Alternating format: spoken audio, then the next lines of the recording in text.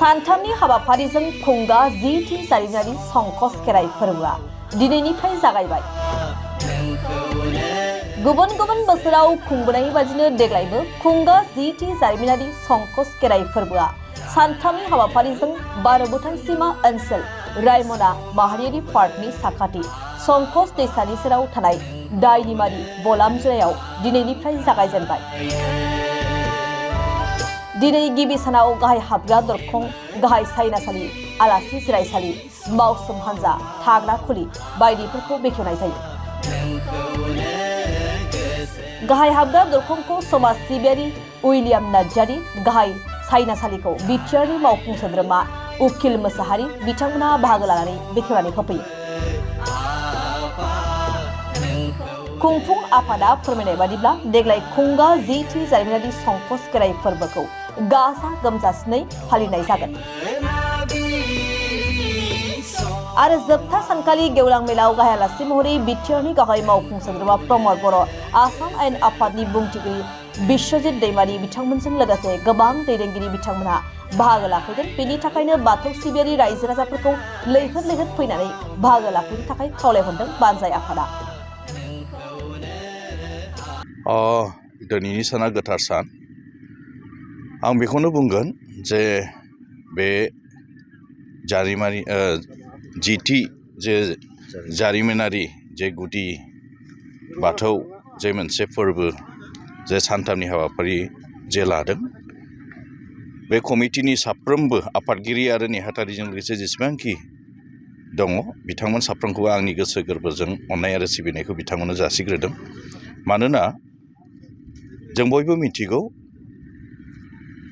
गुदि धोरोमा बाथौ होननानैहाय, बर'नि जे धोरोम, आरो बियो गोबांथार मोनसे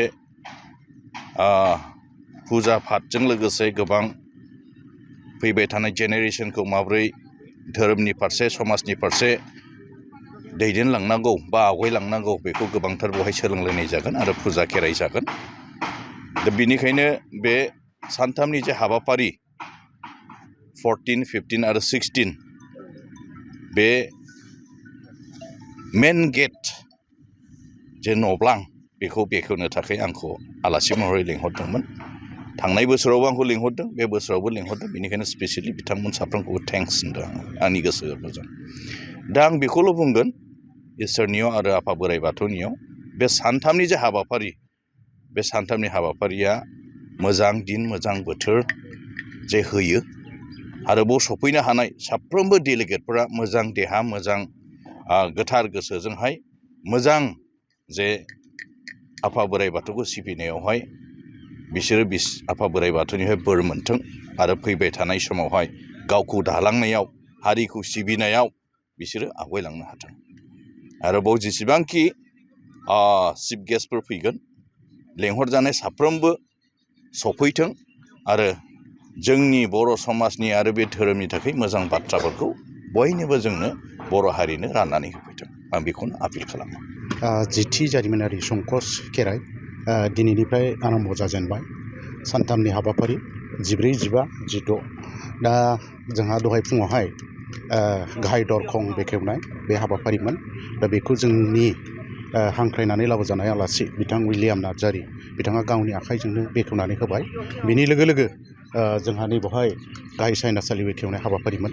बेखौबो जोंनि दानि बिटिआर खुंथायनि EM सार उकिल मोसाहारि बिथाङा गावनो फैनानै एसे आगोलाव बेखेवनानै होनानै थांबाय। दा बिथांमोनखौ आं साबायखर बावो। बिनि लोगो लोगो आरो जोंहा गोबांथार बेखेवनांगौ दंबावो, जेरेखम मावसोम बादा बेखेवनाय आरो लोगोसेहाय गेस्ट हाउस बेखेवनाय, बिदिनो RC अफिस बेखेवनाय, बेबायदि हाबाफारिया सोलिलांगासिनो थागोन। खेराइसालि बेखेवनाय, गारजासालि बेखेवनाय बेबायदि आरो बेजों लोगो लोगो जोंहा बेलासियावहाय गसाइगाव जिल्ला दुलाराय गुदि बाथौ आफादनि गासै बिबानगिरि बिथांमोनखौ लानानै लोगोसेयै आनसलिक लेभेलनि जायनाखि वार्कारफोर बिथांमोनखौ लानानै मोनसे स्पेसियेल सावरायनाय दङ। दा बे हाबाफारि आरो बेनि लोगो लोगोनो जोंहा आरो बेबायदिनो गसाइगाव जिल्लानिनो गुबुन गुबुन अजा आफाद, लाइमोन आफाद आरो लोगोसे गागि आफाद, माइनाव आफाद जयै जोङो बे आरसिनि मावथि बिथांमोनखौ लानानै सावरायगोन आरो गाबोन जोंहा बिदिनो मोनसे जर'खा सावरायमेल दङ बेवहाय आगुनि बिटिसिनि जेनाखि गाहाय मावफुंगिरि बिथां हाग्रामा महिलारि सार बिथांमोनहा बाहागो लाफैगोन लोगोसेयै जोंहा 16 थारिखआव मोनसे गेवलां मेल दङ बे मेलावहाय जोंनि दानि बिटिआर खुंथायनि मानगोनां CM मुस्रि प्रमद बर' सार बिथांमोनहा बाहागो लाफैगोन बिस्वजित दैमारि बिथांमोनहा बाहागो लाफैगोन बिथांमोनहा गोबां माने जोंनो बाथौ धोरोमनि जेनाखि मावलांनाय आरो मा रोखोम जोङो खालामनांगौ बेफोरनि बोसोनखौ होगोन होननानै जोङो आसा खालामो आरो जोंनि हाबाफारिफ्रा मोनफ्रोमबो मोजाङै मोजां जाफुंगोन होननानै आङो आसा खालामो आरो बे हाबाफारियाव बाहागो लानो रायजो राजाफोरखौ मा खालामो बे हाबाफारियाव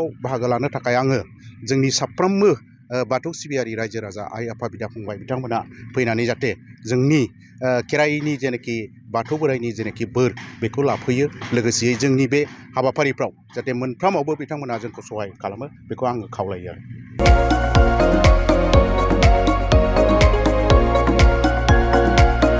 क'क्राझार सहरनि गथ'सा लाइमोनफोरनि थाखाय गोजोनथाव खौरां क'क्राझाराव गिबि खेबनि थाखाय गोदानै बेखेवदों इउनिभार्सेल गेम जन मुंनि मोनसे डिजिटेल गेलेमु सेन्टार क'क्राझार सहरनि ग्रीन फिल्डनि साखाथि इट्स भबानिपुर जेडि रडनि लामा सेराव गोदानै बेखेवबाय इउनिभार्सेल गेम जन गोसो गुदुं गथ' एबा लाइमोनफोरा बे गेम जनाव फैनानै रंजानाय लाफैनो हागोन